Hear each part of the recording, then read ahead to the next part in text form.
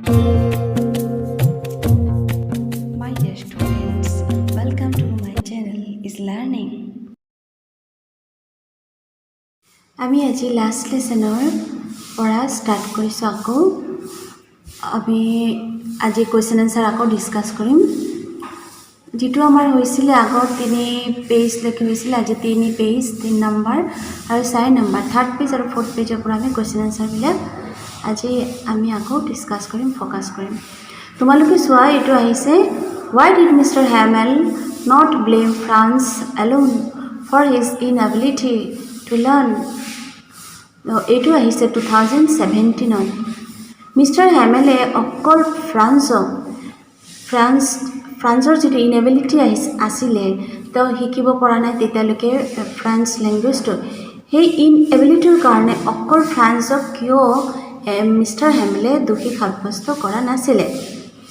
The answer goes Mr. Hamel did not blame France alone for his inability to learn. It is because he had to blame the people of Alsace, the parents and even himself also for this inability. Mr. Hamele অকল ফ্ৰান্সক দোষ দিয়া নাই তাৰ ইনেবিলিটিৰ কাৰণে হেতুৰ কাৰণটো কি হৈছে কাৰণটো হল তাৰ যে ব্লেম দিবলগীয়া আৰু আছে কাক ব্লেম দিছে তেও আলসাছৰ যিবিলাক পেৰেন্টস আছিলে মানুহ আছিলে তেওঁলোকক দোষী কৰিছে আৰু ইভেন নিজকে দোষী কৰিছে এই কাৰণে he blamed the habit of the people of Alsace who used to put off learning till tomorrow তো কি কৰিছে আলসাছৰ যিবিলাক মানুহ আছিলে তেওঁলোকক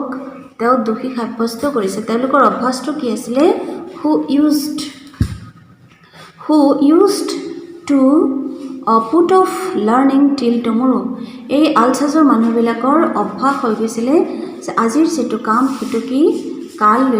কালিলৈকে পষ্টপন কৰিছিল তেওঁলোকে he blamed France parents for not sending him to school regularly তেও আৰু কাক দোষী সাব্যস্ত কৰিছিল তেও ফ্ৰান্সৰ পেৰেন্টছক দোষী কৰিছিল তেওঁলোকে কি প্ৰিফাৰ কৰিছিল তেওঁলোকে ভাবিছিল যে তেওঁলোকে he blamed France parents for not sending him to school regularly তেওঁলোকে ফ্ৰান্সক ৰেগুলাৰলি স্কুলত পঠোৱা নাছিল then he even blamed himself for neglecting the learning of students like France তাৰ পিছতে তেও ইভেন নিজকেই ব্লেম কৰিছে কিহৰ কাৰণে তেও যে ফ্ৰান্সৰ নিচিনা ষ্টুডেন্টৰ পঢ়াশুনা লৈ পেলাই বহুত নেগলেক্ট কৰিছিল এটো হল এনসাৰ এটো আহিছে আমাৰ 2017 তে now the next question is why were some elderly people or persons occupying the back benches that day hey that day means here the last lesson or যেটো ডে আছিল hey লেসনৰ লাস্ট লেসনৰ দিনটোতে elderly পিপল বিলাকে তোমালোকে জানা last বেঞ্চতে বহি আছিল ইয়াতে question হল কিয় বহি আছিল why they were sitting on the back benches that day the answer is some elderly persons were occupying the back benches that day of the last lesson প্ৰথমতে আমি কৈ লৈছো যে ব্যাক বেঞ্চতে বহি আছিল মানুহবিলাকে it is because তাৰ পিছতে কাৰণটো হল it is because they realized that তেওঁলোকে বুজি পাইছিল যে French could not be taught in this school anymore তেওঁলোকে বুজি পাইছিল যে French যেটো ল্যাঙ্গুৱেজ আছিল হিটু আৰু হিদিনাৰ পৰা আৰু শিকোৱা নহয় স্কুলত আলসাছৰ স্কুল বিলাকত আৰু এই ল্যাঙ্গুৱেজটো শিকোৱা নহয় হেকটাও তেওঁলোকে গম পাইছিল they were sad তেওঁলোকে বহুত দুখিত আছিল so they gathered and sat on the back benches of the class হে কাৰণে তেওঁলোকে gathered হৈছিল gathered মানে তেওঁলোকে তাতে আহিছিল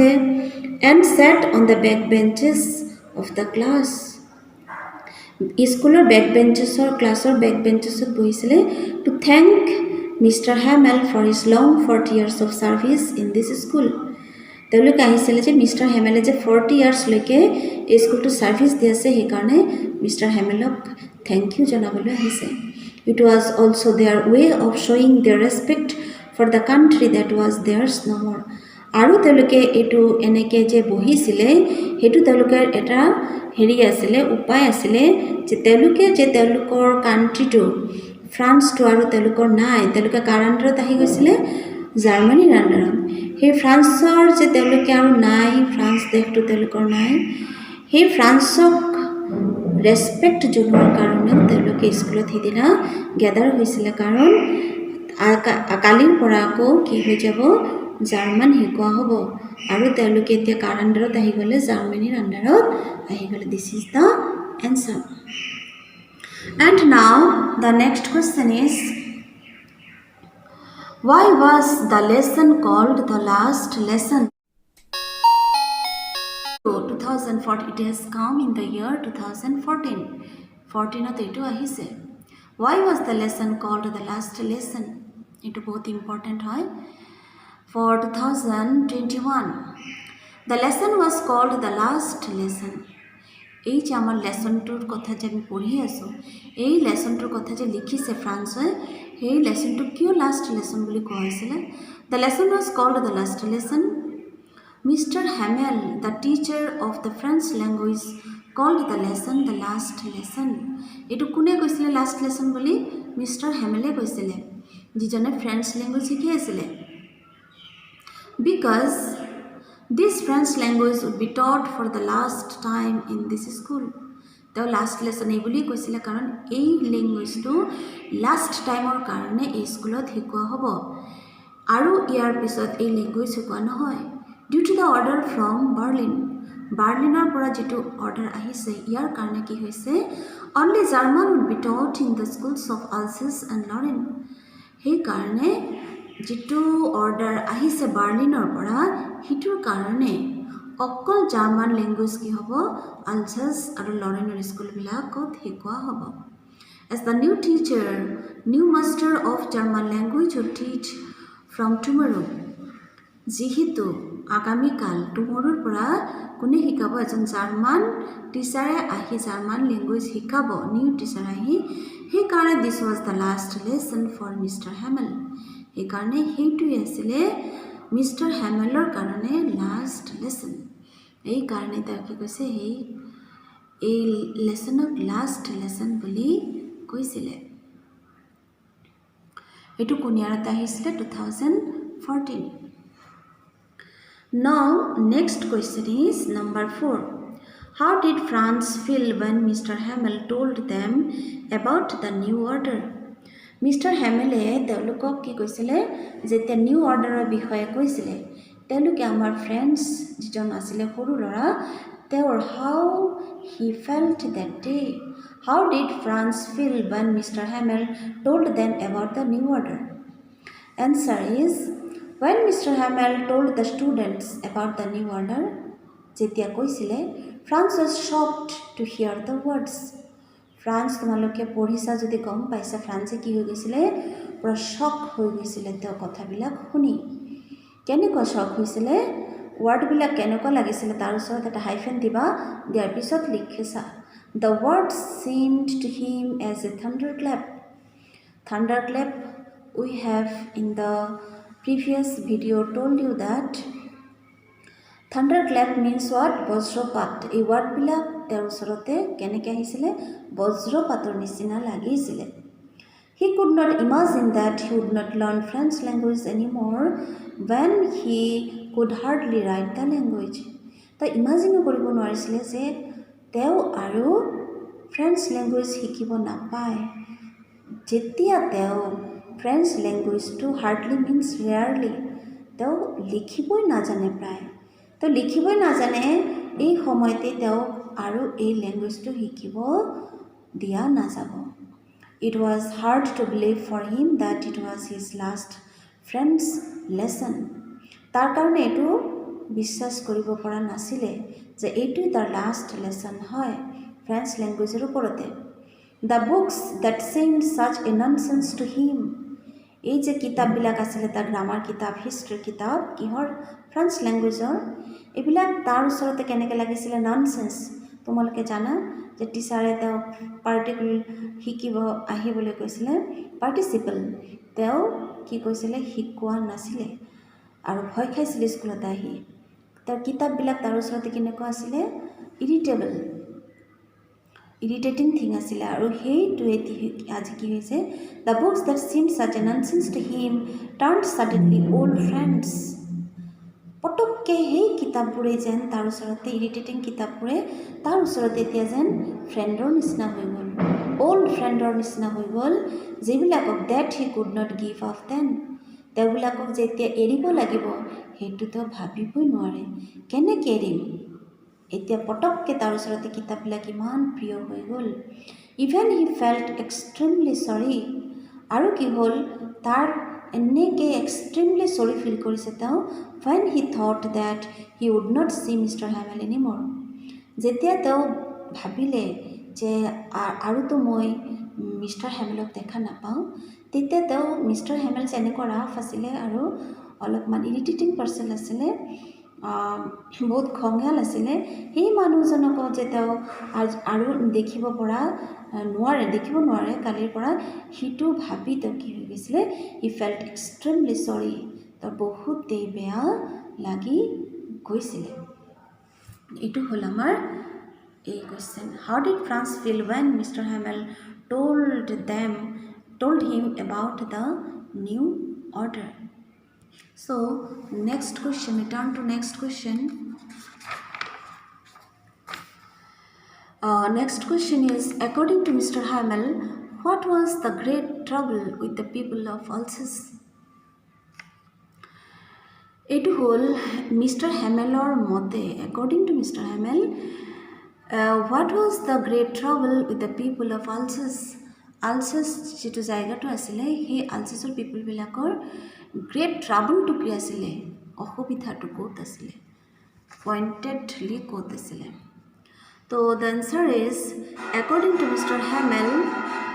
the great trouble with the people of Alsace was their habit of postponing learning till tomorrow তো মিষ্টাৰ হেমেলৰ মতে এই আলছেছৰ যিবিলাক মানুহ আছিলে তেওঁলোকৰ গ্ৰেট ট্ৰাবলটো কি আছিলে was their habit of postponing learning till tomorrowলৈকে এই আজি বাদ দিয়কচোন কালি কৰিম